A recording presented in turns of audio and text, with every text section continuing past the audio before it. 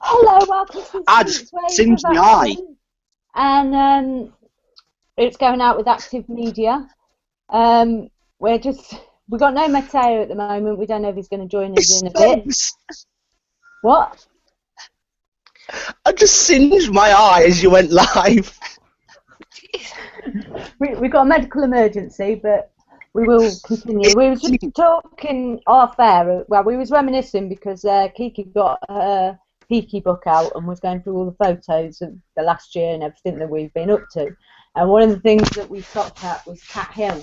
Now, Cat Hill camp was to stop developers in Barnet developing a lovely bit of wildlife land where they've got newts and badgers and all kinds of wildlife up there. Yeah, terrapins. And they had a camp out there to try and stop the developers for the longest time, but the camp got evicted and they couldn't return until like last week, I think was the date. So now they're looking at like trying to get back up there and stop the development of the natural area. That was Barnet has been really badly hit.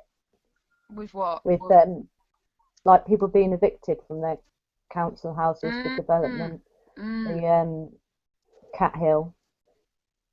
We were saying what lovely. We had a great time up there, didn't we? It was fantastic. I would go back there in a second. It was amazing. I think the campfire got too much and the weekend ended a bit pain in the headed, but it was really, really good. It was great. I absolutely amazing. A lot of walking that weekend though. Yeah, we did. And I got very ill. Yeah, that was so not funny. Not funny at all. Not the child you shoved out of the way to get to the toilet to vomit. I never did. So one of the things that I see this week was Amnesty have said that, I'll give you an exact quote because I don't want to get it wrong, but Amnesty have been criticised in the UK and its human rights and saying that they are seriously deteriorating.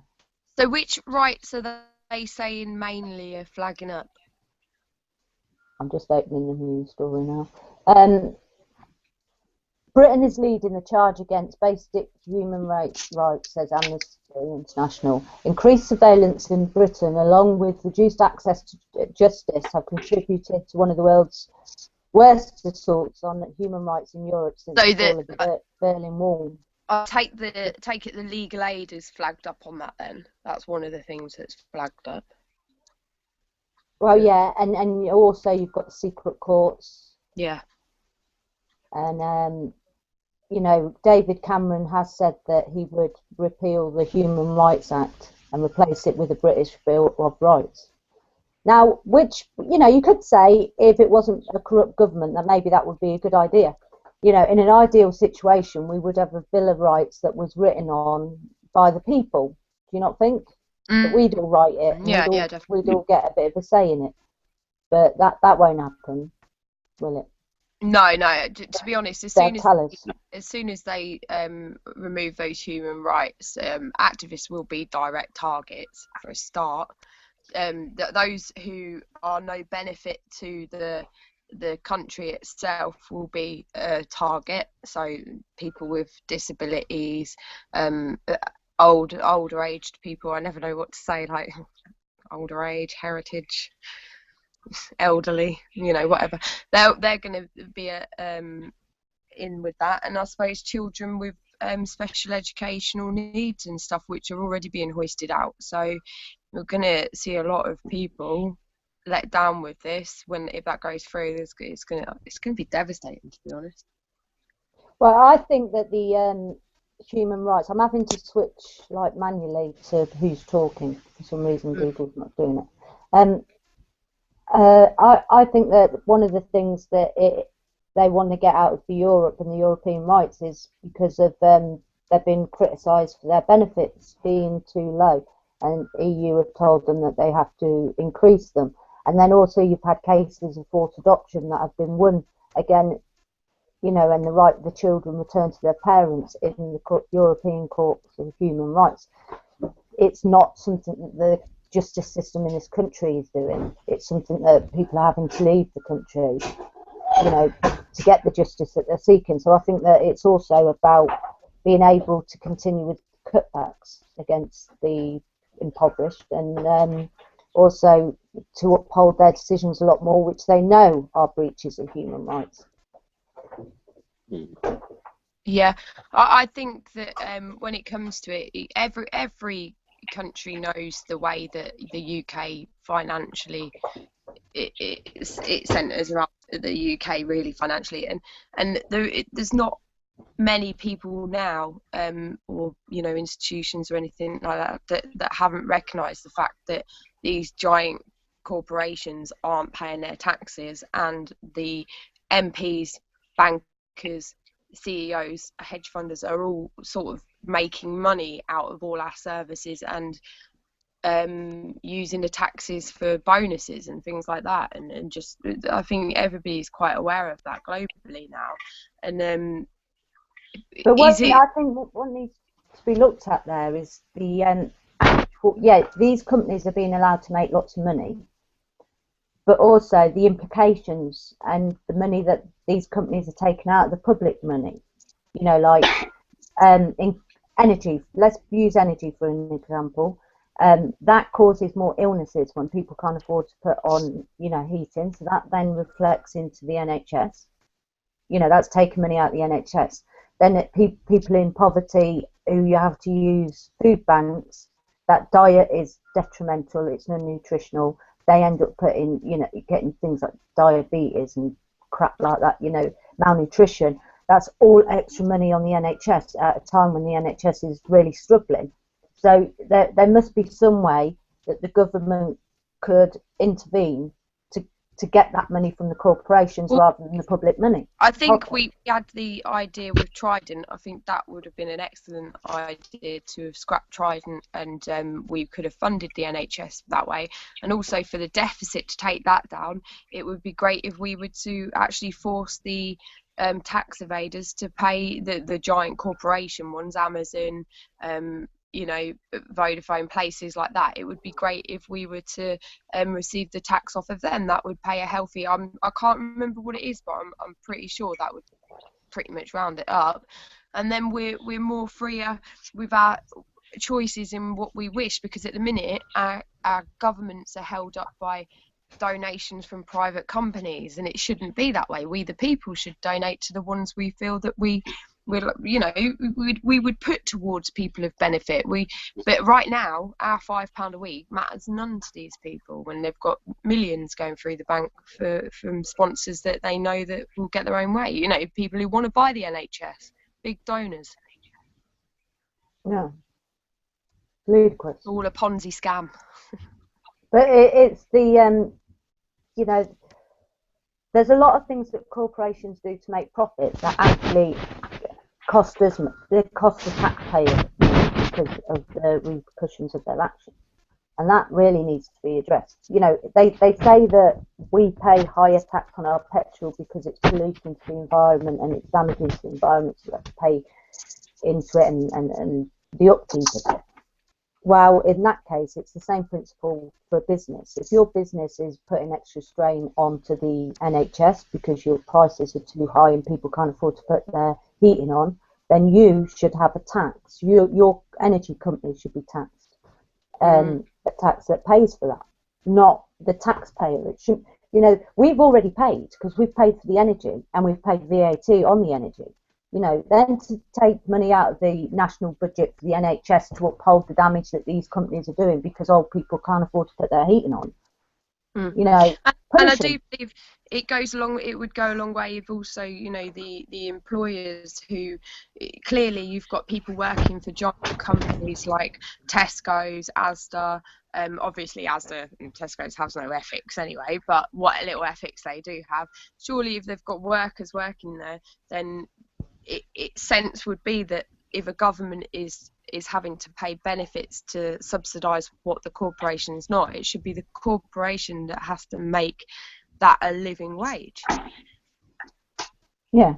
Which again is coming out of our tax money. I mean, I think that we get blinded by money a lot, and we need to start not bowing down to the money in the big companies, and we need to start making the big companies, because they only make billions. But then they're corporate standards. Isn't that what Workfare's done? That people have basically stuck two fingers up. So Workfare's come along and they've said, well, you either rock or work for free at the same company. Workfare seems to be backfiring in a lot of quarters. Like a lot of the charity shops and things like that, they don't want these people that have been sent there, forced to work. They've got no interest. They put no heart and soul into it, because that's what you're forgetting. Like, you can make somebody turn up to work, you can't make them love it. No, I would, mate. I'm not being funny, but if I was put in that situation where I was working for that, I would make sure every single day I did something that was to irritate the people that were using and abusing my time and my efforts. You know, you hear about the one that was actually sacked from Poundland, and then hired again through Workfare. Still, so she ended up going for the paid jobs at unemployed. But I was talking to a woman today from the job centre, and this is another thing that we don't really think of, is we've got 0-hour contracts now, and when you work a 0 hour, if you're a single mum and you've got a job that's a 0-hour contract, and say like you start off working 30 hours a week, you're laughing, right? But then it's not a busy period, so your hours drop down. But you're still managing because you've got your tax credits, you've got your rent and things like that. But then the tax credit will ring you up and say you're not working your 16 hours that is needed. Yeah. And then they have to then pay it back, which, you know, that's a punishment for working. And if that is the case, the government should not be allowing 0-hour contracts, because it's not a single mother's fault that her work hasn't called her up. And a lot of these 0 hours, they contract you so that you can't work for anyone else either. Yeah. You know, so it is ridiculous. Because there's not even the hours going around. People want more hours. There's not even the hours going about. Like, people obviously, there's not even enough jobs going about. So I can expect people to find more hours, and the hours are just not even there. It don't even make sense. Like you said in that status piece, like the job centre staff who are not working hard enough or long enough, are they going to start getting sanctioned? Well, yeah, but that's the new thing that they're looking at now, is that underworking. So you can encourage somebody to go out and get a job, and there might be a parent, so they might think, I'll work around childcare costs.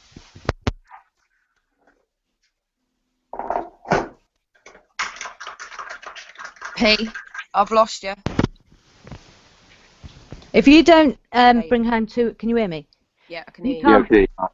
Bring home £220 a week, you're classed as underworking. Now, if you are on £220, you're still going to get tax credits to help you, and you're going to get housing benefit to help you. And what they're now saying is, right, that will be dependent on you finding a new job. You could say like you earn £180 a week. You would then be expected to go to the job centre and to job hunt as if you was unemployed. If they offer you a job, you can't turn it down. Turn it down once, I think you get a 3-month suspension. Turn it second job down, you get a 6-month suspension. Turn a third job down, and you get a 3-year suspension of your tax credits and your housing benefit as a working person. So when you go to the job centre, if you're a driver, they'll say to you, you can work up to a 100-mile radius, right? And then you could get a part-time job and have to travel 100 miles to get to that part-time job. And they do not care, because this is the exact words that a job centre worker used to me, they do not care whether it costs as much in transport to get to work as you are bringing home. So you could turn 3 jobs down like that as a working person, thinking, I bring home £180 at the moment. If I go there, I'm going to bring nothing home. They could stop your housing benefit and your tax credits for up to 3 years, 100%. The workers. When in the letter they state that this is the money you need to live on, sanctioning in a way it's warfare against the people in no different way than America sanctioning Russia and cutting off services and things. They are sanctioning us. That is committing warfare, because sanctioning is warfare in the game of world global power, and it's no different than the government doing that to us. They are committing warfare against us. They are hurting us because we are not doing what they want. But they would never let zero unemployment happen, because that would give the worker the power. So it's a con, because they will cut jobs and create jobs at will.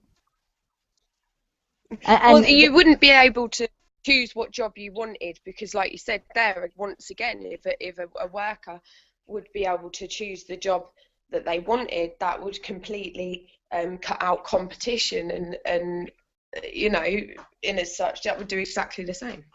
Yeah, and they're not gonna allow that transfer of power to happen. No, I don't think they will. It's wrong. Yeah, very. And but I the thing think is, it's underworking is scary. Yeah, it is. It's very scary. It's no different from it's why people self-employed used to be thought of as a risky business, because you weren't sure on what hours you were going to get. Well, that's just employment now in the UK. Well, you know, and that be just self-employment, because you remember it used to be, well, if we get going, we could make this, but it's a risk. So a lot of people chose not to do it because of that risk. But now you look at it, and it is exactly that. We're taking risks every day with this government, but we're not even taking risks. We're just being forced into risky shit. It's like, because they are taking our human rights. You still there? Who? Oh, it went quiet my end. Now, I think, like, if you look at what they did, because they've cut, like, employment figures, they reckon that they've really dropped. But what they did was they got people who were on benefits long term, and they made them go self-employed to hide that they were still unemployed. So they said to them, you can set up as anything, pretend you're ironing, or, well, set up ironing, or set up selling on eBay, stuff that they knew these people could not make a full-time living out of. Yeah. But it got them off the benefits, and it cooked the system. And they thought, oh, well, it's not that bad. I'm still doing what I was doing before, and I'm getting me tax credits and stuff like that. And now the government's saying, right, we've moved you over to here. We've told you to do this, that, and the other. You did that, and now we're going to attack you again by saying you're under-earning. You know, how hard would somebody have to work to earn a living off eBay? The jobs themselves also have taken on a different stance, haven't they? Because what jobs used to be like window cleaning, car cleaning, things like that, they are now classified as a worker's job. What, you know, the only thing they've got left is a paper round now. And papers, well, when you look at it, the money that kids get on a paper round, it's a joke. It's a joke. The whole lot is a joke, and they've taken away the small jobs that people can do as young people to. You know, you used to knock on doors and window clean and do a bit of lawn mowing and stuff. That's now a handyman, and you have to be registered, and you have to do that, and you have to do this. We have to study for everything we do now. Well, yeah, and it won't be long before you'll have to go to university to get a job in McDonald's. Yeah, I believe that. I believe that entirely. It's I don't know where. Oh, I've just had sad news from Cat Hill. Sorry to interrupt you. The terrapins have been killed. Oh, and we've just spoke about them. Yes, we have. Oh no, what's happened? What actually happened? I'll try and find out. Kim. They've been chopping down the trees and developing the area. Maybe they got stressed or whatever. Oh, I've got some photos of those. Oh, when we went. They dredged it and killed Dredging today has killed the terrapins at Cat Hill Top Pond. Canadian geese have arrived now and the trees are being cut down. They will be destroyed, anything left. And they will destroy anything that's left. It's so heartbreaking. So much for Alan Q, Enfield Council, the Mayor of London, who promised to protect the environment. That is awful. I hope we can get more people. I've got some there. photos of them terrapins we took last year when we went. I'll stick them up on the page. We need to get hammocks in the trees. Hammocks in the trees with tops. That's what you need. To be honest, they had quite a good setup. They did have quite a good setup. It was only, you know, when we first went, they weren't long into it as well. But so it wasn't far ahead. But I know they had quite a good setup. They were all right. They really made themselves at home there. That wasn't an issue. Obviously, it's just fucking council again, and the corporations running the land. We saw a bad. Yeah, we did Anna Fox, didn't we? It's London is being really ripped apart. The heart of it's just being ripped out for any bit of space that they can build on, and they don't even care if people are living there as long as the people are poor. Yeah. Yeah. They don't care what animals are there. They don't care what old ancient woodlands are there. They don't care what's there as long as it isn't a rich person. I don't understand what they how they think I think they've had to speed things up, most definitely, because people are getting quite wise. Communities are coming together, and I don't think they quite expected it. Yeah, they're heartless though, aren't they? I think they felt that we were indoctrinated enough by now, and we haven't.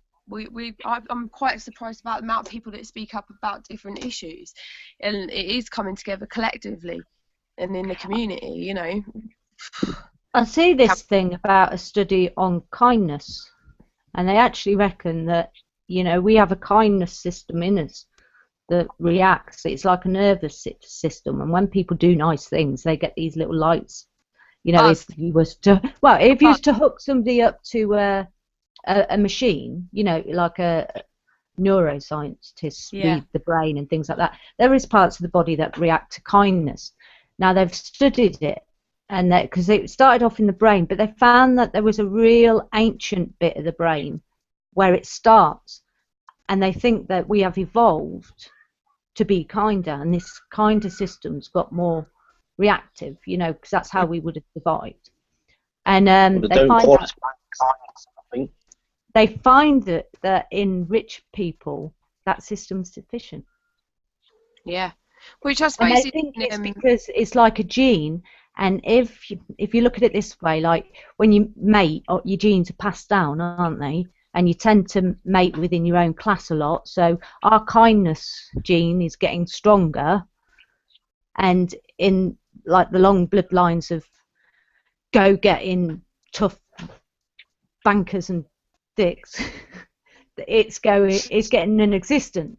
And that makes that gives you a little bit of hope that, you know, innately we are kind beings. I do think that's quite true, because you have to admit, not even just like when, you know, we go to these big marches in London, and I will admit I don't sleep all night properly because I'm buzzing for like a couple of days, and then you hit some deep depression when you realise it did fuck all.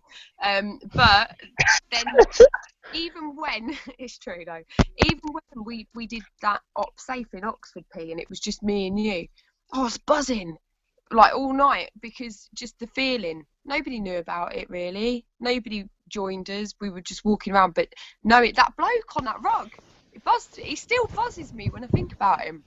It still buzzes me the way that he was like doing what he did, and he got so excited because we put our time, not even the stuff we were given, just our time. Yeah, and that's what they want. You know, yeah. I've spoke to, you know, a lot of homeless people, and that's one of the things that they say. They cannot stand people who just put money in their pot and walk by them. They cannot stand it. They hate them because that's pity. You know, if you're gonna, don't just throw money down at them. They're a human being there. Make contact, talk to them. You know, acknowledge them. You know, so many people don't acknowledge them. They just chuck it at the corner of their eye. I will advise, don't sit down next to them for too long, because that's why they're sitting on cardboard. If you're going to do it, kneel. Because my arse, right, we were sat there the other day, weren't we, right, and I was sat on the pavement, and I couldn't feel my bum for about 15 minutes after, and then I got a little panic attack that I was going to get piles that night. It's just not healthy. That's why they sit on cardboard.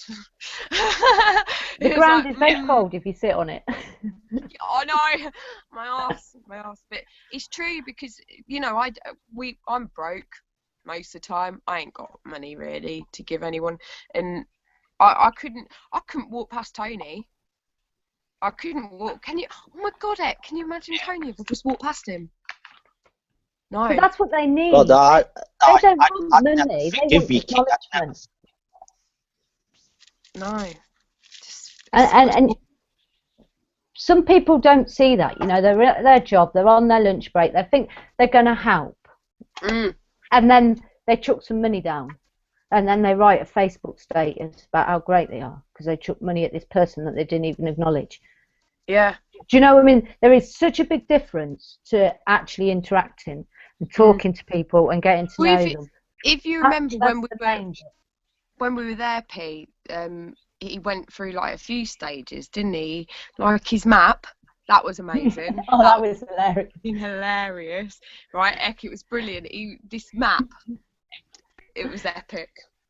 It was epic. He was trying to show us the way, but by the time he'd drawn this map, he'd drawn so much on the paper, we didn't even know where we were. It was crazy, but it was hilarious the way he was doing it. And he sat there and told us a few things about himself once he'd got comfortable with us. And I'll admit, if I was in his situation, I don't know what I'd have done.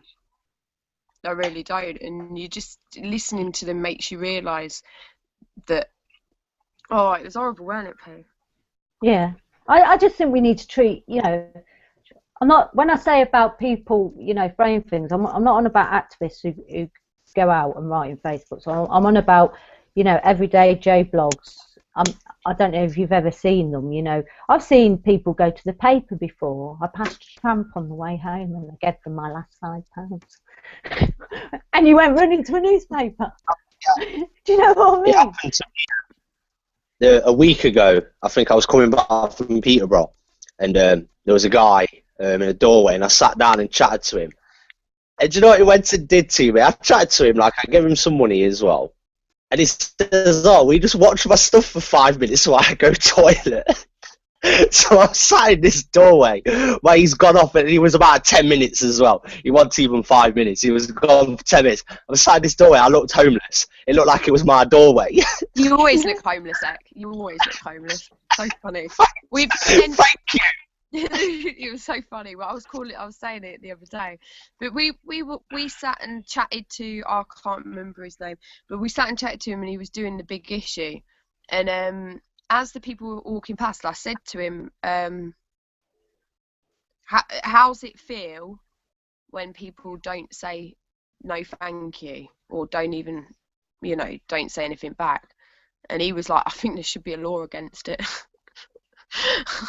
It's like, yeah, it makes him feel like shit, because I was sat there watching him, sat next to him, weren't we? We were sat next to him watching him go past, and there's people blanking him, and it was horrible.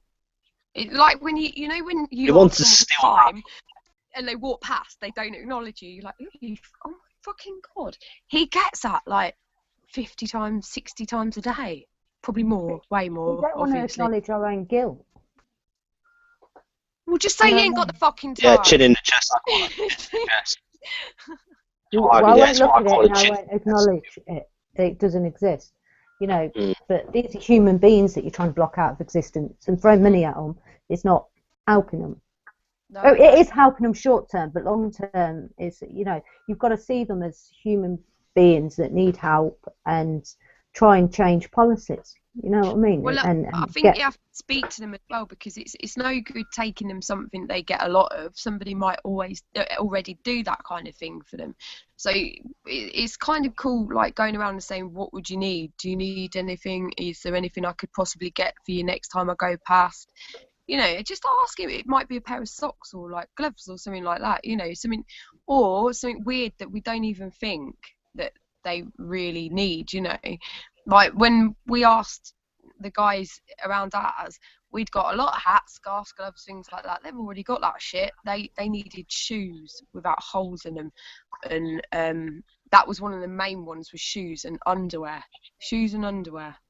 Well, when we went out in Oxford, that's what went well, weren't it? Was Yeah, the, yeah, it was. Yeah, shoes and underwear and underwear. the underwear. Yeah, it was. You know, but we heard horrendous stories. But you know, people, bearing in mind, we went out at night because we wanted to catch people that were actually sleeping rough. Yeah. And this was in the height of winter, and these people have been banned from hostels for 3 months. It'd be summer before they're allowed back in a hostel, and a couple of them had died, so they were grieving their friends as well. And one of them, that was awful. One of them had got ill, right, and he'd shot himself, and they wouldn't help him. Nowhere would help him get clean clothes. Do you know how embarrassed would you? Is it not bad enough that they're on the streets without, you know, making them look and smell awful too? He said he went to the hospital, he went to the hostels, he went to a couple of places, didn't he? He said he went to the homeless projects. Yeah. The day centres. Even help him. No one helped him. No one. I can't remember. Means tested system is fucking disgusting. Sorry for the language. But he looked ashamed. Do you know what I mean? When he was saying it, he was kind of ashamed. And then towards the end, after we were like, you know, going, that's fucking disgusting, it gave him more confidence and he got angrier, didn't he, P? And that's the thing they're losing now. Their dignity's going. So it's hard for them to even get angry. And they should be fucking angry. They should be. You know, the system, a lot of the time the systems put them there. Even with drug addiction, you get people going, well, it's all right because they take drugs. It's all right to condemn someone to death, because that's what they're doing. They're condemning them to death by saying, nah, that person deserves to be there. They've got a drug addiction, because we criminalise it rather than try and help it. So people don't go and ask for help. It's stupid. I've got that a lot. We had one the other day, didn't we, online? It was only a link that was put, and she was like, "Oh, why do you bother these people? If they have drug addictions, then blah blah blah. So what if they have a drug addiction? I ain't give a flying shit. They are human beings, and they do you know what it is? But the word it's people finding excuses not to help. Because there's certain people out there who will find an excuse not to help. Because I admit, Is it the people telling them and making them think that those people are subconsciously lower class and subhuman? Well, you've got like council posters that saying like feeding them is encouraging them, like they're fucking pigeons. That's all subliminal messages to people about how these people aren't worth bothering about. But with drug addiction, what people have to remember is it's an illness. Yeah, and it's, you know, the illness that makes these people go to the extreme lengths. It's the pains that they're physically going through. They don't get the next hit. That's driving them to steal your DVD player and this, that, and the other. And if we had a better understanding of drug addiction and a better system in this country, we would actually have doctors that they could go to that would not just swap one drug for another, because that's what they do. They give methadone, don't they? You know, that's just another thing you're going to get addicted to. Instead of dealing with the addiction, that they wash their hands of it, really. They mask it. They mask it. They replace it with something. And addiction. That's what these people need, is love. Yeah, is that unconditional love from people, like kindness. An addictive personality, right? You can take away the drug, but it will be something else. Yeah. You know, I lived with an alcoholic for the longest period, and I can tell you now that it did not matter whether it was drink, whether it was DIY or computers or whatever. He'd get addicted to the point where he'd have to buy the best of it, he'd have to buy everything, and he'd consume his time with it for that period.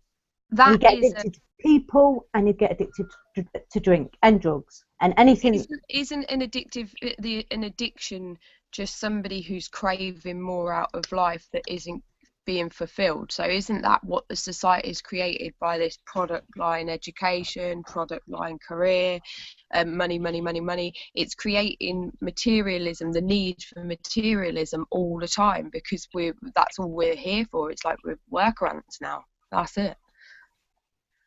I don't think so, because I think even if, right, we had the perfect world, an addictive personality would get, and you see it in sometimes it's a good thing, like an artist who is addicted to art and spends all his time consumed in it and producing great pieces of art. That's good. That's what I'm saying. What if those people just haven't been allowed their focus, their creativity to, and maybe they haven't found that thing that they can focus on, and they're just looking for it constantly. And then obviously one thing bores them, then the next thing bores them, then the next thing bores them. What if that one thing? And I found I do have an addictive personality, very addictive personality. I can get addicted to things really, really bad that I enjoy. But I'm addicted to activism.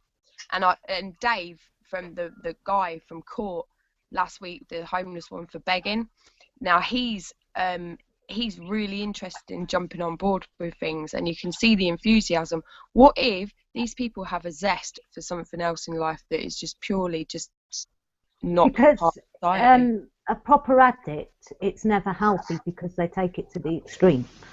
Do you know what I mean? To say you're addicted to activism, to be really addicted to activism, you would neglect your family, because that would be the be all and end all. You wouldn't always be addicted to one thing, would you? Because you'd have, like, you know, you can be addicted to smoking while you're addicted to TV. Do you know what I mean? You get people addicted to different things. I think anything to an extreme is probably not the best. Everything should be to balance. Yeah. And it's how can these people find balance? And I think a lot more meditation and self-awareness and thinking, which often comes from drug taking, actually.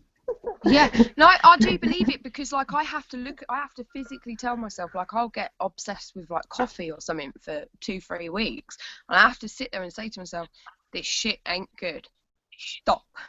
And you shouldn't have to do that. You should just know. You should just like, okay, I might have one a day. That's fine. You know. But I have to physically tell myself a lot of the time to stop doing something, because but it's having that willpower.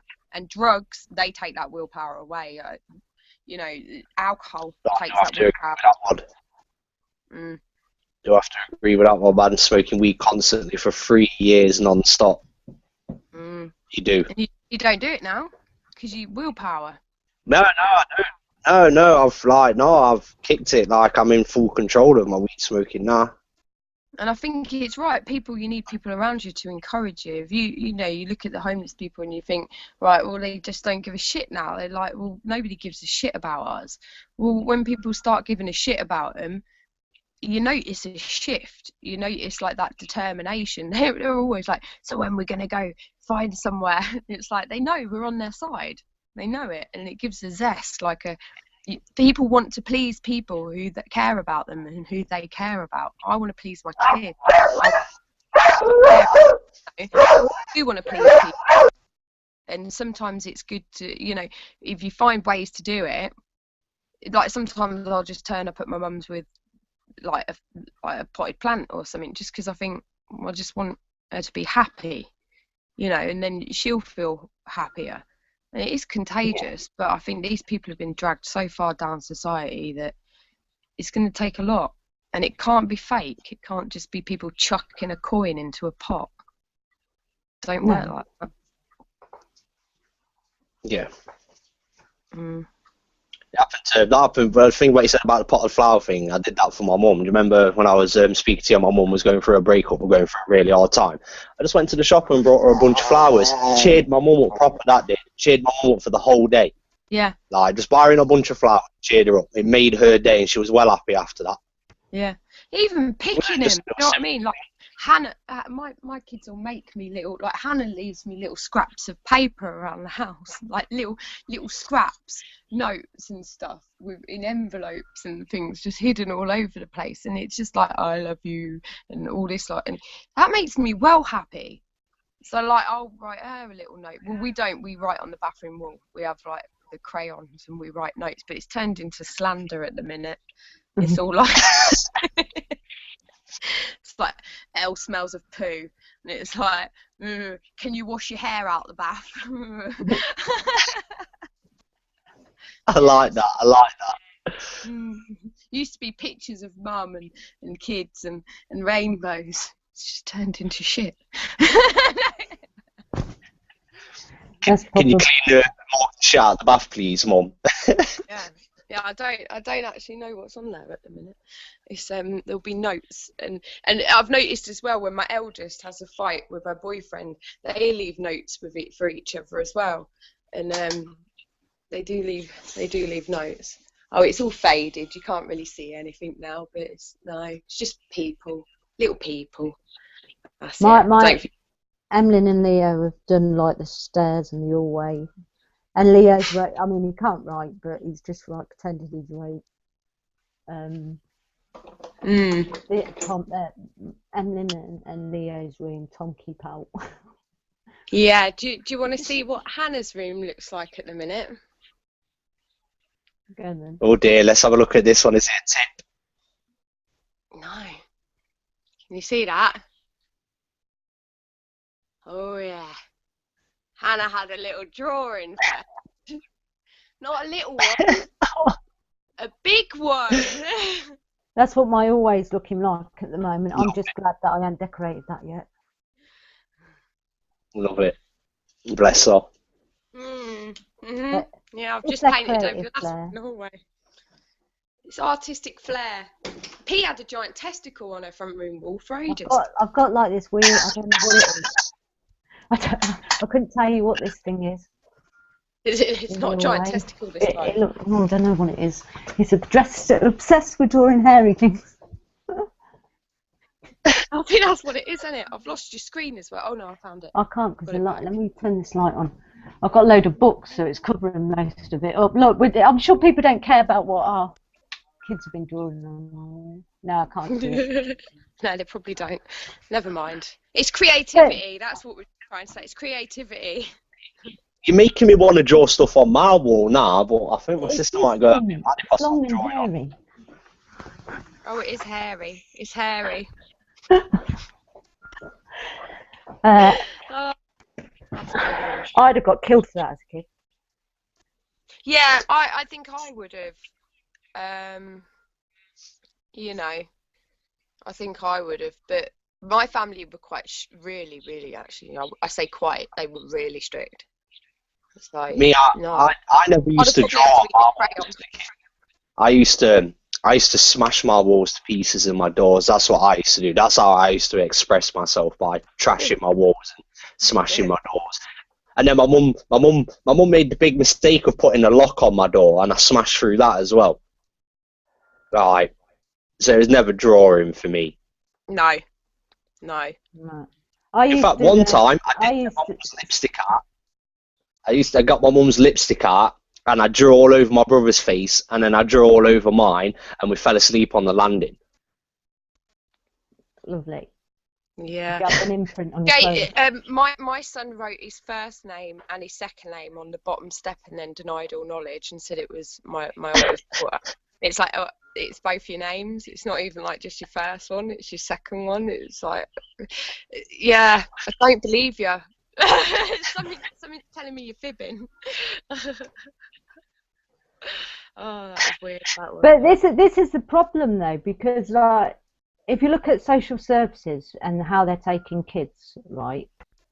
From the slightest thing, I don't think any parent ever has full control over their kids. No. You know, so there's always going to be a reason. Because it's never like that. Every adult can look back and think, I ran my mum and dad a merry circle over that at least once. I can numerous times, but you know, so you look at it and you think, how could you stop that? Yeah. Because it doesn't matter how much money you've got. It doesn't matter how good a parent you think you are, or what. There are times when your kids wearing rings around you. Oh yeah, amount of times, yeah. Well, Hannah's quite intimidating at times. She's a bullet. She's a bullet. No, she's not a bully. Wow. She bullies me all the time. I'm sitting in the car and she just starts growling at me, kicking the back of my seat, like. Weaknesses, right? And they're no different from all animal instincts. When something or someone sees a weakness, they'll zone in on it because that's an opportunity to gain something or other, depending on what. Even if it's just attention, it's just a way to gain something or other. And Hannah's got it down to a T. But Ek hasn't shown any resistance. I can't do anything because she stopped kicking it when I got in the car. I was humouring it, yeah. She was growling at me, making all these animal noises, so I was doing them back, and she found it quite funny. But then she started kicking the back of my seat, and I'm like, I didn't know how to deal with this. I was sat there like, how do I deal with this? What do I can't kick her back. But that's the thing, isn't it? Knowing that that they're comfortable, the people that you are around and they are around allow the children to be comfortable in their environment. You know, because when you subdue a child, it's not nice. It's going to come out one way or another. And it's not always a constructive way, whereas if you allow it, eventually it will turn into a constructive thing because they know that they are free to be who they are, kind of thing. Rudeness is wrong, but when you're left in the car with them, you gotta learn to be a bit tougher. Show some stamina. It was just I just didn't know what to do. She was kicking the back of my seat. I'm rocking back and forth. I'm like, Key, please hurry up. Please hurry up. Help me, save me. I'm trying to think. There's a film when she was, yeah. They stopped to buy weed, and I think it's the bloke who's Iron Man in it, and he has to sit in with the kids while this bloke's sorting out the weed in the kitchen. And the lad's like... Yeah, I know what film you're about. I know what film you're... He hits the kid. He punches the kid in the chest. He wins him. He goes up to him, he proper solar flexes him, punches him in the chest, taps him on his back, and then just leaves him to die on the floor. The kid never started on him again. I don't think that's constructive. No, I'm just saying. But this kid was being a little sod. This kid was bullying. He was just attacking him. In his thigh, kicking him in his leg. That's boundary. As long as you take it, she'll push. But that's about experiences, and I only allow it around people, say like you guys who are used to her, who know her, you know, or know me, that kind of thing. I only do it around people I know aren't going to react badly, and then they learn from the consequences. Because she squirted my dad with a water gun once, and she never did it again. Right, he scared the shit out of me, right? I was like, oh my god. He proper went, and that's the way they learn that, you know, Granddad's going to lose control, and Granddad shouts a lot. And, you know, they learn to be certain ways around people, but at least when they come home, they can just be themselves. Natural consequence. You allow the person to, right, I would never let anyone beat the shit out of my kid or punch him in his solar plexus. But when they're a rollicking from somebody, as long as it's contained and it's done to, you know, that a child will learn it in life that people can be like that, you have to learn to deal with consequences based on people's reactions, and they're not always going to be the same. I'm a big one on consequences for my kids. They don't have a bedtime, but they face the consequences if they don't get up. I'm not saying like for me, but they have to go to school and they have to get into trouble at school if they not. I mean, obviously the younger ones I take to school still, but the older one. But they choose to go to bed at a reasonable time because they've just learned. You know, they're tired otherwise. Yeah, see, with mine, like I'd be walking along and I'd be jumping around on a path, and I did do this once actually, and I remember it very, very well. And skipping up and down the path, and my dad turning around and telling me twice, and then I got belted big time on my arse. I'll admit I didn't do it again, but I do find my method was probably a little better, where they're skating along and saying, if you keep doing that, you're going to fall over. If you keep doing that, you're going to fall over. And then they fall over, and it's real shit. It's horrible, but it's natural consequence. And they learn it, but it's not you frightening them to not do it, because then they'll get, with some things, they get a little bit of a rebel about them, like they want to do that experience because they're not allowed. Whereas if with a natural consequence, they're like, fuck doing that again. Like letting them fall off a chair.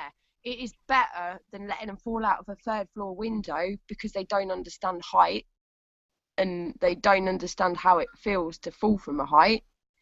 You know, sometimes you have to let children be children so they learn to be adults. I think this is the problem. People are like crazy with health and safety and shit now. A kid can't do anything from a small thing. No wonder they're base jumping by the time they're 18. Yeah. Well, when I took Tom out to his interview today, I went through my old neck of the woods, and I was like driving up this country road going, I used to skate up this road, and he just kind of looked at me, you know. I look at him and I'm thinking, you know, I'd kill you if you did that, and I was probably a few years younger than you were and all.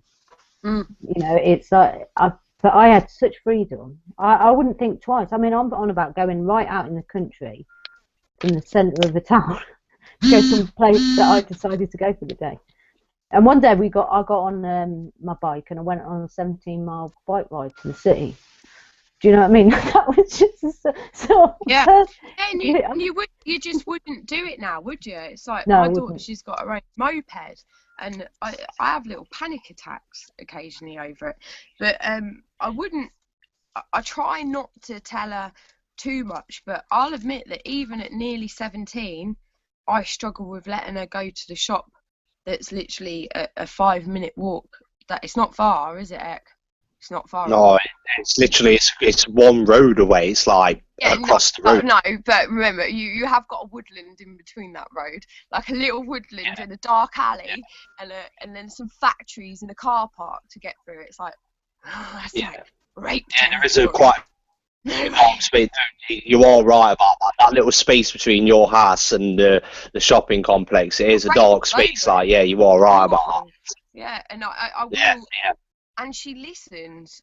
She doesn't really go. You know, if she's going somewhere and stuff, she knows that she can't go anywhere late. She kind of respects that I tell her that she can't. But it shouldn't be that way. We wouldn't have even thought twice about it. There'd have been a den in there. Definitely in our day. We need to build one, Key. We need to build one. We need to build a den in them woods. We still need to have our marshmallow fire, in fact, like a little marshmallow campfire. We haven't even had that yet. We arranged that last year. That's another thing with the home education groups. They're doing campfires and geocaching and things like that. I absolutely love it, because that's what I think school should be a part of as well. And the home education thing's really paying off with opportunities like that and making campfires. And you know, and this is what kids they've not experiencing these things anymore, because by the time they're going from school, their parents are too tired after finishing a 5:30, 6 o'clock shift. The problem is that with social services and the way they are in this country, you're too worried to let your kids go out. I mean, at what age is okay? Because There have been cases when 15-year-old boys have been left with their brother and sister, or sister while the mum popped to the shop. And social services have got involved. Because an adult, they've been left home alone. You know, there is no legal law on, and this is the other thing I don't get. So discretion, isn't it? It's discretion. That's not all right, but it's all right to let an 8-year-old play out in the street. Yeah. Without adult supervision. So it's safer to be out the house than it is inside the house. Is that what you're telling me? And I think a lot of parents are very overly worried about the consequences of allowing their kids to go out. Yeah, you're right there.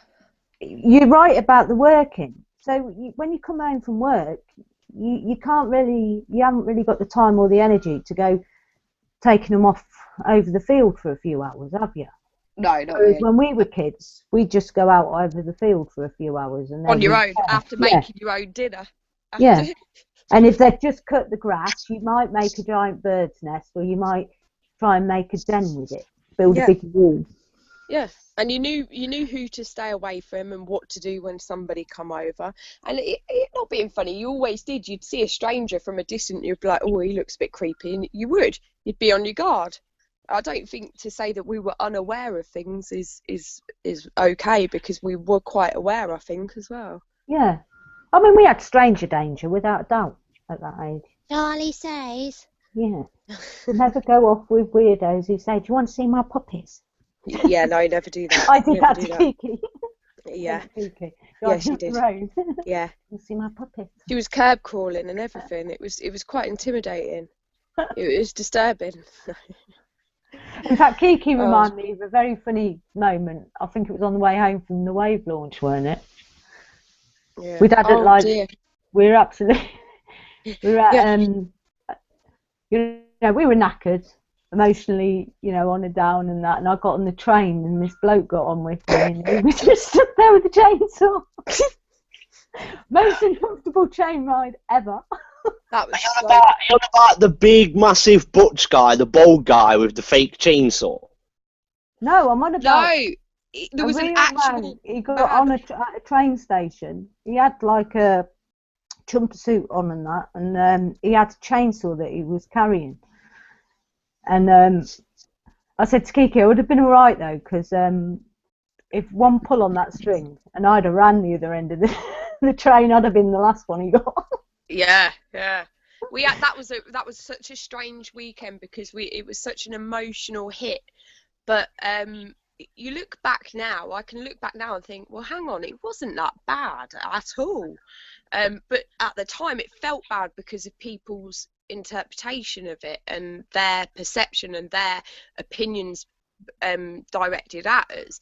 But when we are only in control of ourselves and responsible for ourselves, and when it comes to gathering people for marches and events, that that people have to take responsibility for themselves. You're not childminders or care workers when you're organising a march. A march is something that people attend now, that it's not somebody's fault if people attend that march don't always have great intentions, and that there are people that also don't make an effort to attend a march. That's not the person who arranges that march's fault, and it took me a while to realise that. And I think I look back now and think we had it was an emotional weekend, weren't it, P? It was. It was so emotional, but you stayed in the Bates Motel. Oh, that was so funny. That was hilarious. It was anyone with wallpaper like that, and it looked like the door had been jimmied open at some point. The window was nailed shut. That was crazy. But the taxi driver was really nice. We managed to convert him, didn't we? Yeah, definitely. Yeah. Didn't we give him a DVD? Is that when the arse taxi driver was born? No, he'd been going a while before then. Ethos, weren't it? Yeah, because we made a load of DVDs to hand out. Yeah. It was brilliant. And we had some really funny times, like the going back and forth on the zebra crossing.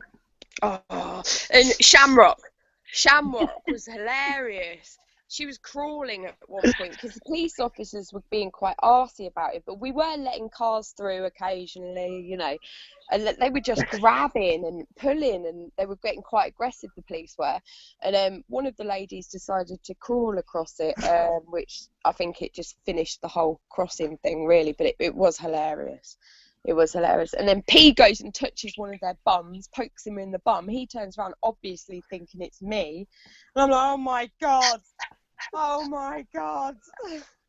And then there was the policewoman. Yeah. I Every don't time like we walk female past her, policewomen. I fucking hate policewomen. She just looked and it was like, oh God, these people hate us.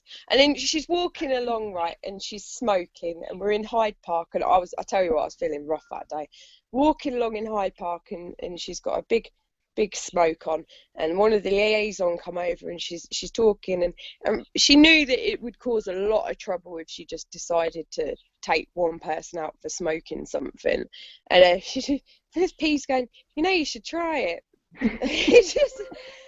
It's just the whole thing was surreal. It was crazy because they're powerless to a certain degree with unity and collectivity and solidarity. Yeah. Soon as you lose that solidarity, they're powerful again. I was having a debate with her about marijuana and cancer and treatment. Her answers were so bad. Oh, they were. Yeah, she was awful at lying. Yeah. And she was like, it's all the crime that goes with it. Mm. No, what crime? People stealing too many chocolate bars. It's like, oh. It's like, I've never known, well, obviously I don't know that many. None of my friends smoke, actually. But I can't imagine gaining that effort to walk out the door. You get your smoke, you get your shit together before you do it all. Where's the crime happening? So, have you heard about the new drug drive limit? The what? The new drug driving limit. Driving on drugs. But aren't drugs legal with people's medication? Yeah, but they've got a new roadside test that they're doing. Right. And the problem is, like, if you're on epilepsy stuff, or if you're on, like, if Benylin or something like that, that can affect the results. So you've got to carry your prescriptions around with you when you're driving. So what do these drugs? Is it like?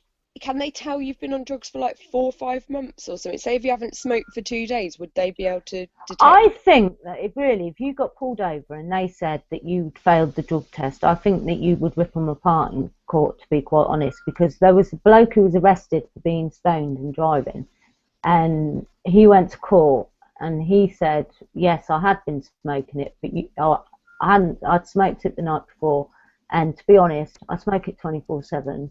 And it didn't affect me. And medical experts said that, yeah, if he smoked as much as he said he was smoking, you know, it probably wouldn't have affected his driving. They couldn't prove it affected his driving, so he got let off. I was going to say, because what if you've had a joint on a Saturday? How intense are these drug tests? You know, I don't know. I know I think it stays in your blood for a long time. That's what I'm wondering. 72 hours. With weed, it's 6 weeks. I think it's 6 weeks, up to 6 weeks stays in your blood for. Because when I was in the army, the only way you can ever get your hair, you'd have to shave your hair off to hide it in a hair sample, because it grows out with your hair. They can tell exactly when you smoked it and when you didn't. Yeah, so which I think is why Britney Spears, everyone thinks she went mad and shaved her hair off, but I think she shaved it off to avoid any drug tests in the custody battle. I'd have gone for the fucking eyebrows as well, though. Do you know what I mean? If you're going to do it, go all out. Take the fucking eyelashes off as well. It's like, go on, find a hair. Bathe in a tub of Vimac. Yeah. I'd have gone sleek. But there's this, and they're also one about doing, like, sobriety tests like they do in America, where they pull you over for this, like, drug test or breath test or whatever, and you've got to do all these like stupid tests, like tell them when 30 seconds has passed. Yeah, see, that could be confusing. What if somebody's got like a issue like autism or something, like a slight autistic spectrum disorder, pressure can cause them to have like a traffic jam in their brain. So what happens when they pull somebody out over like that who may not be registered but have those traits? That wouldn't be fair at all, because you could easily make mistakes just based on the fact that you feel a little bit under pressure. Well, you've got things like dyspraxia and things like that can affect you. I think Kieran said it was 6 months. 6 months it stays in. They can find it in your blood. So I think that 6 weeks. They struggle on that drug thing, because I don't think that they could actually, if it was cannabis, I don't think they could prove it was impairing your driving if you were brave enough to go to court. But then there's also the other thing is, are the police allowed to take your DNA at the side of the road? This is what I mean, and also, how can they tell when you last, without taking a DNA sample, how can they tell when you last have taken that? Because like you said, if it stays in that long, how are they testing this? Because, all right, Class A drugs, no, I think that's the same with them as well. I'm not too hot on my Class A's. I don't really know.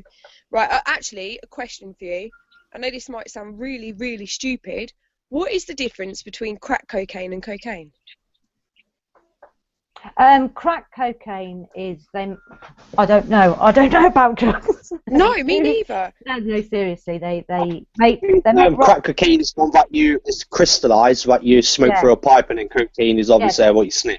Yeah, cocaine's more pure. They mix it and they make crack, which is rocks, whereas cocaine's more of a powder. Right, okay. Crack's like a cheap, more intense. Right. Okay, I didn't know, because in the papers they always seem to put, and on the TV they always say crack cocaine. Yeah. I but can't remember what they mix that's the only time I hear it differentiated between coke. It's a lot cheaper. Kieran's saying about roadside testing is saying at the moment they test piss or swab, and then obviously they put it in. Yeah, they do a swab test in your mouth. And then they put it inside one of them little pouches where they crack it, and then it turns. What they're saying is. Oh, he knows he's crack too. Sorry. What they're saying is that they're going to do it. I've lost my train of thought. What's he saying about crack? He knows he's crack. Oh. Do it through the pupil eye test. So what is this pupil eye test? I don't know. When your pupils die. Right. People seem to think that when you're stoned, you can't go cross-eyed. That is one of the tests that the police do. I've just gone cross-eyed. I can go cross-eyed. That's bollocks. You carry on doing that. I'm not stoned, officer. La la la la. I do feel a bit dizzy after, but I'm all right.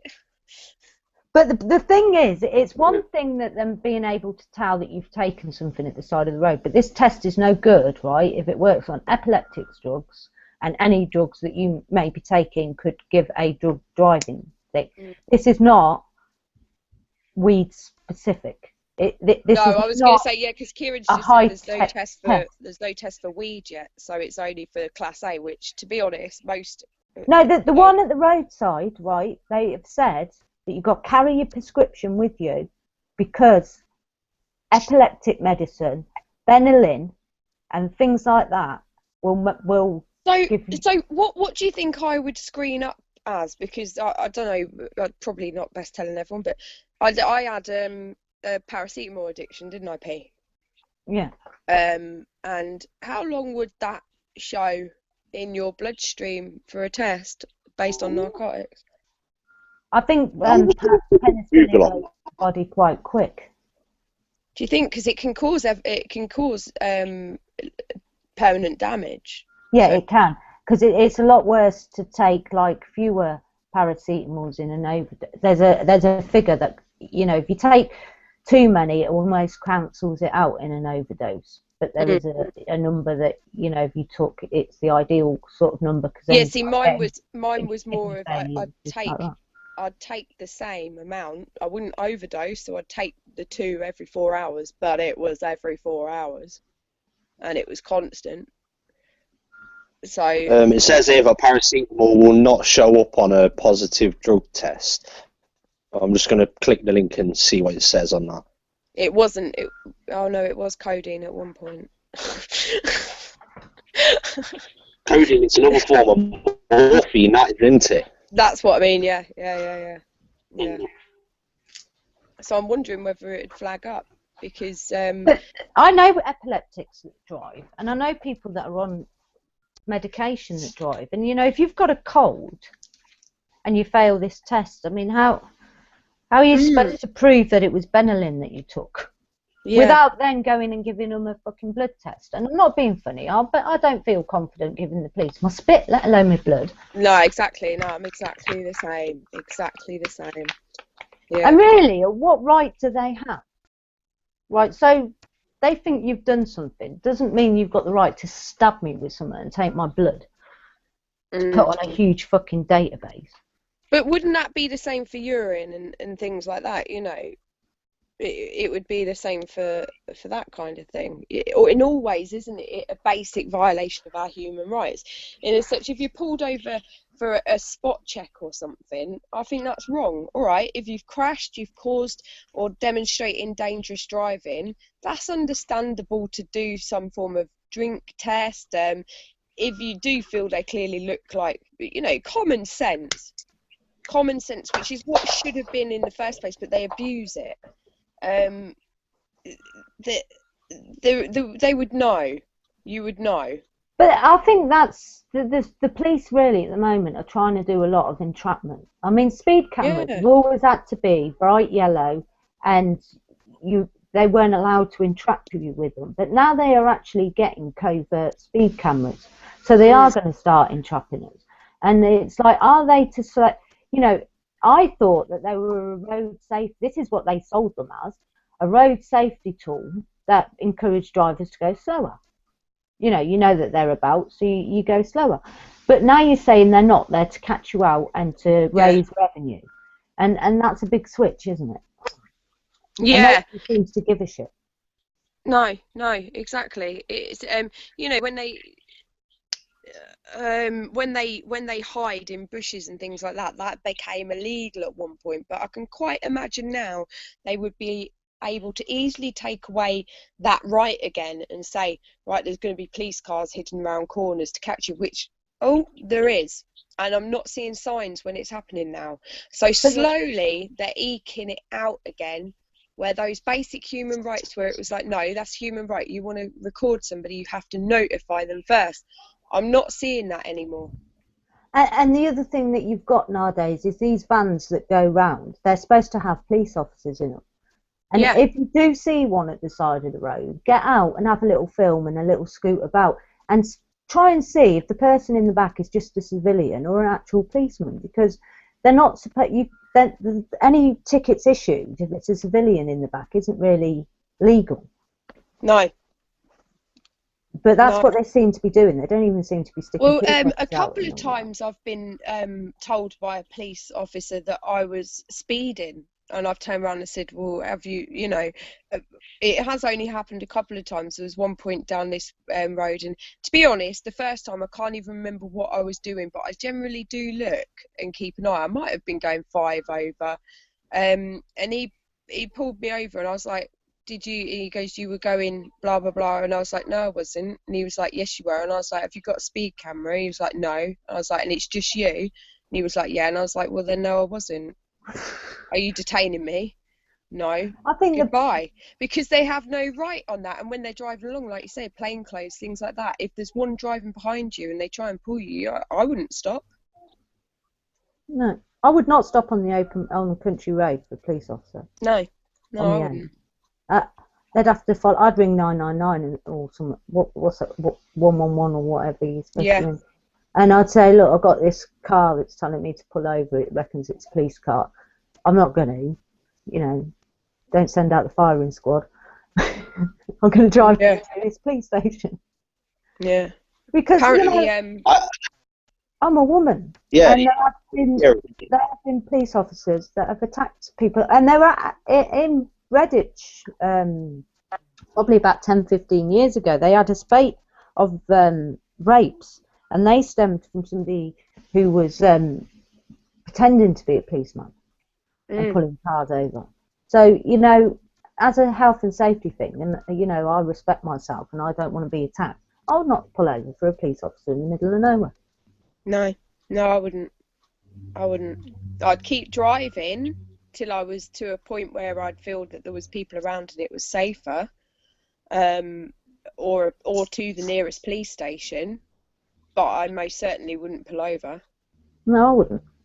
Might even try and ram him off the road too if I get too panicked. You never know. I'm unpredictable like that. I don't know. Start following the shit out of me. I'm gonna think it's like urban legend, flashing the lights at me and shit. I just don't know what I'd do. I tell you what, once I got pulled over by the police at night and that, and I hadn't got a clue how long they were following me. They were like, do you know how long we were following you? I was looking for a safe place, but to be honest, I hadn't even fucking noticed them. No, I'll admit I'm not too quick at pulling over for them. Ambulances I can manoeuvre quite well out the way, but police I struggle a bit more manoeuvring out the way when they're trying to come past. It's really hard. Don't know what it is. It's the panic, I think, the paranoia. Not sure, because that's the thing, isn't it? Isn't it funny that police should instill in you? I haven't got a criminal record, and I haven't. I don't drink and drive. I don't do these kind of, you know, things. I don't do anything wrong. We all wear our seat belts, and my car's MOT'd and taxed. But I feel sheer paranoia when I see a police officer or a police car. I think that and when that's you wrong. Police, that you instantly get this feeling of guilt, even though you haven't done anything. Yeah. And you mess up. You make stupid mistakes out of I've words. seen a woman take a whole fucking roundabout. You know, people, and it's not just me, because I know it's like you say, other road users, that just the sight of a police car makes people panic and react in a way that they wouldn't have acted if the police weren't there harassing them. There would have been a time in an age where we would have felt secure knowing there was a police officer around. Well, I mentioned that today to that woman who I was talking from the Department of Works and Pension. I said, you know, I watched a 1950s film about your community police officer, and it was like, he'll help you fill out your benefit form and all stuff like that. And I was thinking, could you imagine seeing a police officer say, I'm struggling with my pension form, could you give me a hand? Yeah. They'd be like, sod off.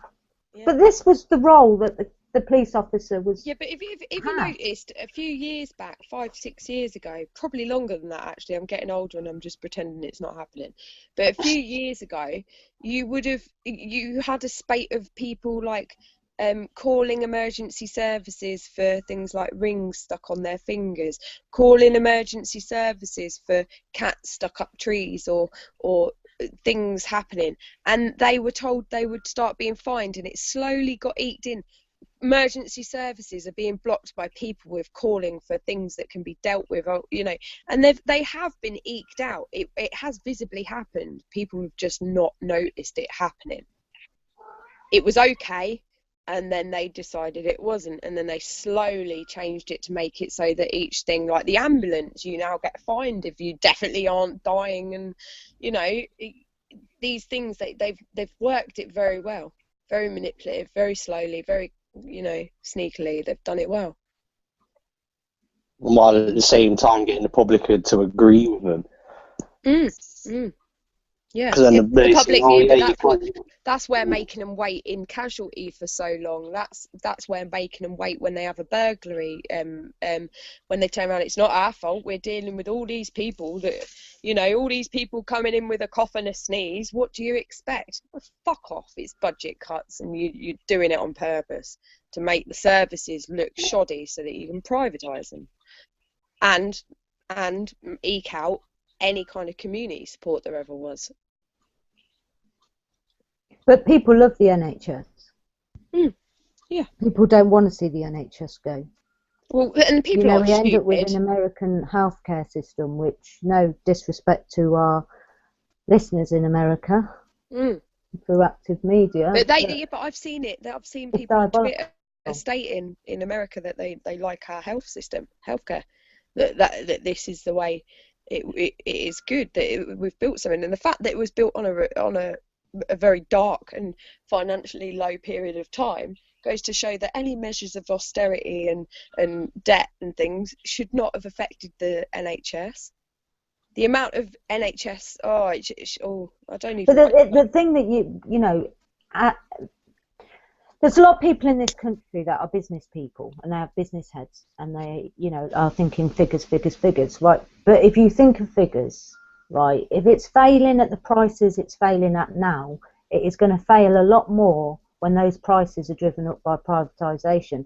And you can look at like America and look at the price that they will pay for the treatment because of their private healthcare system, and then compare it next to the price that the NHS gets it to, and the NHS gets things at a fraction of the American price. You know, A lot of the prices are bumped up because of the big pharma companies charging for the drugs. The thing is, yeah, but if you've got to pay, you are going to pay anything. So the American people are held to ransom. I mean, when I say there's a big difference, I think some products it's like 50% different. Well, more than that, even you know, like 500%, 5 times as much in America than it is here. And it's probably a lot more on a lot of things. And that will happen to this country if it becomes privatisation, because you will pay whatever you are held ransom to save your children, to You would, you know, save your mum, save your dad, or whatever. They hold people ransom. You know, we all have that instinct where to defend our lives. Even yourself as an older person, you know, you don't instantly turn to 80 and go, "Wow, I've got cancer, fuck it, I'm going anyway in a few years." You don't. You fight till the very end, unless life has got you down to a point where you just give the fuck up, which I'm sure many do get to. But there is that fight, that natural instinct of wanting to preserve what you can and live to the longest. And it's denying us that. It is. It's very unfair. Very unfair. Because and like in America, that if you get like something like leukemia and that, I don't think, you know, maybe an American listener could correct me if I'm wrong, but I don't. That's not covered by most health insurance, is it? No, well, it depends on your work entitlements, doesn't it? Where you work, basically, and how much your insurance covers. Your job, what insurance your job provides a lot of the time, because it comes with the job quite a lot. I'm sure of that. I'm the same as you. I'm not high up on insurance in the US, and I would say it would come down to this: what happens about everyone that works in McDonald's? What if their health insurance is as shit as their wages? Because let's face it, McDonald's have never had human rights for their fucking workers in any country. So their healthcare, I can't even imagine what their insurance for their healthcare is if they are the ones that provide it. But I think that there is a lot of American healthcare insurance companies that exclude blood cancers. Yeah. Yeah. Which, it's the same. And you only have to look at the ranking. You know what I mean? Like the American is UK, we're blue. So here on this thing, it says annual per capita healthcare costs by age. Right? So at the ripe old age of, say, 70, you're on average in America costing about 40,000 a year, and in England about 5,000. You know, that's the difference. That's how much you're going to increase the costs of things, because it becomes about maintaining company profit margins and not about the you know, looking after the caring of patients. Yeah. But then, mind you, people have normalised it almost, because like I didn't realise the only thing I get that off is I watched a film, I can't remember what it was. It had Denzel Washington in it and that Dakota Fanning, Man on Fire. No, it wasn't actually that one. It was the one where he went into the hospital and his young boy had cancer and he held them hostage and he went to prison. Yeah. And was that a true story? It was based on a true story. Yeah, and that in itself goes to show. And he was still imprisoned for saving his child's life the only way he knew how, by forcing these money-hungry corporations to... It's pennies to them. Absolute pennies to save somebody's life. They're so big now that... Quality of life should never be down to how much money you've got. No. Everybody deserves quality of life. Well, we were told on Wednesday when we were in the courtroom with the homeless man who was done for begging, his solicitor quite literally turned around and stated, she goes, "This is a freebie. I'm giving you a freebie. If you go for trial and you go for guilty, I won't be able to do it for free. You won't get legal aid. You won't get a solicitor. You'll lose." That in itself goes to show what the system's about. That's a good point. We should have we chatted about Dave's court case? Not really. No. We could do, yeah. Yeah, that's one thing we could bring up, but we haven't chatted about yet. Go on, then, Nick. You start it off. Well, obviously, you've got Dave who was arrested for begging on your birthday, funny enough. Yes. And all you guys were sat in having a meeting about the homeless people. And when they come running in saying Dave's been arrested, and you've all run out, but I think there's about 12 of you, weren't there? Yeah. About 12 of you all running out, watching Dave get arrested. Now, as you see in the video, the guy's kind of screwed on. When I spoke to him, his head's screwed on. Like, he's well on it. And, he got arrested for begging. And so all that money it's cost to arrest him, keep him in the cells, take him to court, obviously I would have wrapped up into the thousands. And, he went to the court case and they... what was it? An £85 fine and £15 victim charge. Mm-hmm. Now it's that victim charge that got me. That's what got me, because we was all trying to figure out who the victim actually was. She turned around and said it's the government. What? The government's a fictitious entity. It's not even a real person. It's just a system of control. It don't even make sense. The victim is a piece of paper. It's the way they say it. It's the state against the person standing trial, isn't it, or whatever? So what their way of saying the government has become the public. If that's what they're saying, because they're saying that the reason he's arrested for begging is because the public do not consent. So the public, therefore, if it's the government that is the victim, then they are saying inadvertently that the government are now the public. And the government aren't the public. Well, they are, aren't they? At the minute? You've got a democracy and a monarchy, which in itself fucking dissolves the democracy. That's just ludicrous to think that we were ever going to have a democracy when we're run by a royal family who, won't get into that. And you've got your democracy that's supposed to be by the people, for the people, through the government, and then you've got the government acting as the people when they're killing us. They are killing us. There's no nice way of saying it. They're fucking killing us. They're socially cleansing us, they're ethnically cleansing us, and they're doing what they can to make our lives an absolute misery, yet they are still classing themselves as the public. So they make all the decisions. They do. It's like what I was saying the other day. It's like what's happening at the moment with the homeless situation. It is genocide, because obviously they've been closing down homeless shelters through cuts to the council, and while at the same time cutting people's benefits, which are forcing people to become homeless. Now, when you've got no proper safety net there, when you're doing that, it is genocide.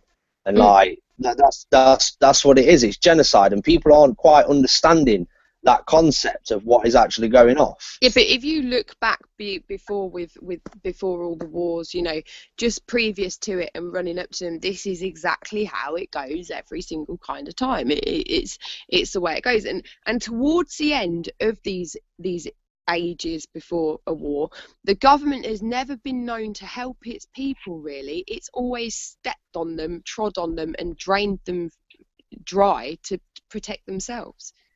And it's always gone that way, you know. In the olden days, the cathedrals, the villages or whatever run by the manor, they would lock every fucker else out and keep all the food. They would starve, but those people would still be forced to provide the food. Mm. It's always been that way, where the people who govern us have strangleholded us towards the end for everything they can get.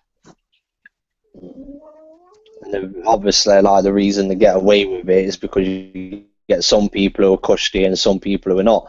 And the people who are not cushy are, like, obviously saying something about it, and the people who are cushy just don't care because they're cushy. Like, they're all fine. No, I don't think it's so much cushy. I think the government, like when you have people, don't you, who have relationships and they leave somebody, but they always have their number on speed dial because they know that person will come running, and that's a safety net, which is what the government has become. It's become the safety net where people think it's all right if I fail, they'll look after me. So even though they're eking things away, they're looking after the right people, the people whose vote matters, whose money matters, and who can keep them going. They're not, you know, they know we ain't got hope in hell. You've got prison, you've got people on disability. People always were going to lose hope with voting, and they love that. I think they love that. It's just not enough people don't vote, or not enough people vote the right people. Either way, we can't get it right. We can't get collective together and make the right choices. And there's too many of them. There's too many people thriving in this capitalist society that they're quite happy to tread on the backs of people that have been dehumanized over the years. It's the media that's down to, though, and as we are all aware, you know, keeping people divided, putting opinions in people's heads, because that's the biggest problem that I've got is, you know, when a politician says something and then in general the majority of people will agree, like, oh yeah, that is right, you are right, and that's what keeps us divided. That's what keeps that system going. Just when you get certain figureheads in the political spectrum saying an opinion. You've got the safety net, and then you've got the forehead stroker. The media's the forehead stroker. It's all going to be okay. They are not killing you. I know, when the reality is very different. Very, very. The homelessness has gone up 50% under the coalition with all the. It's actually 55%.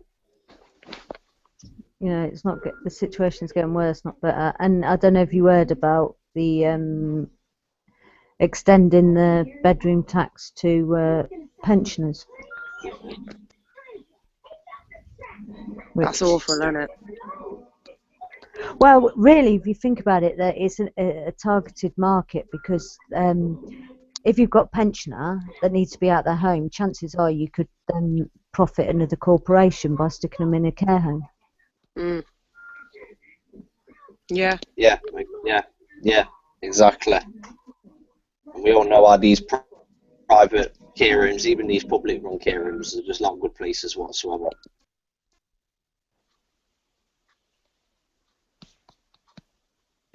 So are we all done? Yeah. It was a good chat. Yeah, it was a good chat. Very good. Yeah. See you next week. Bye. Bye. Bye. Bye. Bye.